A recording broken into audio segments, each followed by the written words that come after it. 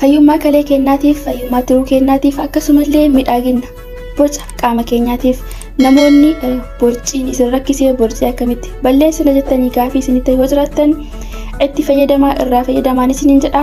Namoonni kaleen keessan cirracha qabu akkasumallee immoo kaleen keessan sababa garaagaraatiin isin madaahee sababa garaagaraatiin isin dhukkubu waanuma afran kana fayyadamtanii kalee keessan baraaruu hin dandeessanii itti fayyadamaa irraa fayyadamaa hanga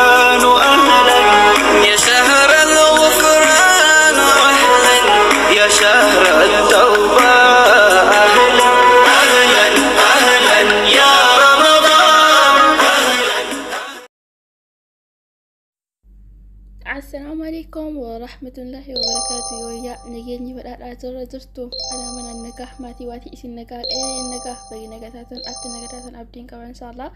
أرد أنتنا دواكلي أكسما كأمكينيا أنداف وان فايدة نقبضكوا وجهني لله إن شاء الله.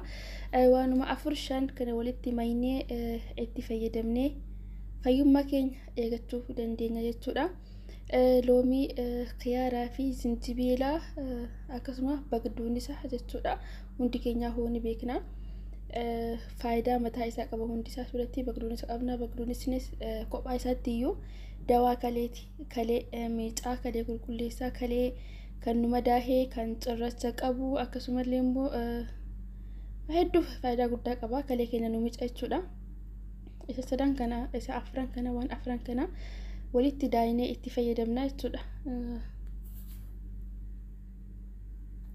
أكو ما قرتني أشبرتين بوجه قبي فإزرا لوميسي سولكيسي وراباسي زنجبيل كانكوس بوجه بفكانان كل سيزرا كيارا سميجي قبي فإزرا خيارا بوجه نمبر باشو وايزوي نميجنا مالي بفكانان إرغا هونده ساهو تتكيسي جري قبي فإبودا لوميس حالة كانان جرتني جتودا كوربادالي جرودان ديتني أنا كنت تجري قبي فديزرا وني فريزا كنا كيسا باسون دعتنا ني هدايا وانتي فريزا هدو هدايا وقولت دا كم كيسا تي باسا كنا فكاتا ما شاء الله بايتكا إذا تيجي برا نمتي بريدا يورجع مومو كانت على هيوم ما كينيا بايتكا وان برباتيسا كسمالي وان hedduu takka boca qaama keenya leenuuf sirreessuu jechuudha.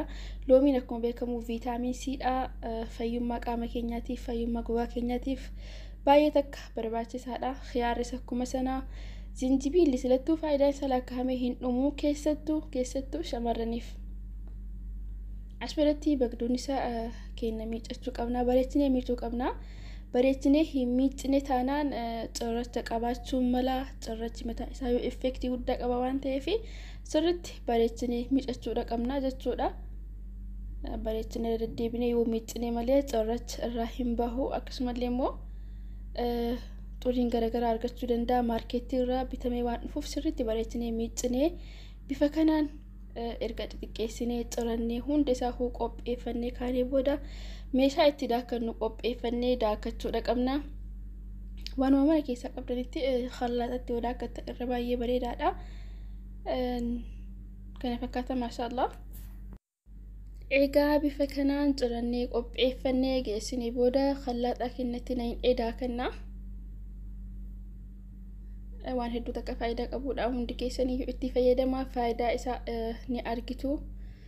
Keessattuu warroonni kaleen keessan isin dhukkubu akkasumallee immoo warri garaachi yookaan immoo borciin isin rakkisee jiru baay'ee takka faayidaa qaba. Zinjibiilis borcii balleessuuf akkasumas sheeppii qaama keessanillee bareechuudhaaf hedduu takka gahee guddaa qaba. Loominillee akkuma sana wantoota naachuraalii mana keenyatti argaman wantoota keemikaala irraa firii ta'e harka keenyaan mana keenyatti qopheessinee itti fayyadamuudha qabna. Bishaan haguma isin barbaachisu itti buustanii baay'ee baay'isuu hin qabdanii. Anammeessa kana bishaan litira hin kunne xiqqoo litira hir'atu takkaan itti fayyadamee kana fakkaata maashaallah.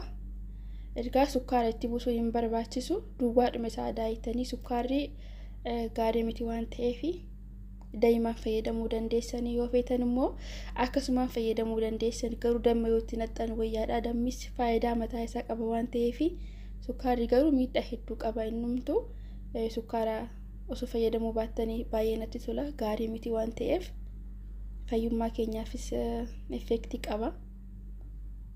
Haala kanaan hogguu daayitanii maashaallah kalara addaa baay'ee takka bareedaa ta'e qaba. Sirriitti bullaa hudha qaba. Kana fakkaata maashaallah sirriitti akka bullaa'utti daakaa. Egaa daayinee geessinee booda kana fakkaata maashaallah akkuma agartan kana halluu magariisa yookaan giriin baay'ee takka namatti tola. As biratti dhimbiibduu yookaan immoo musfaa qabna. Dhimbiibduudha qabna, yoo hin dhibbine ta'e immoo xiqqoo afaan keessatti wanni nama jedha. Dhimbiibnee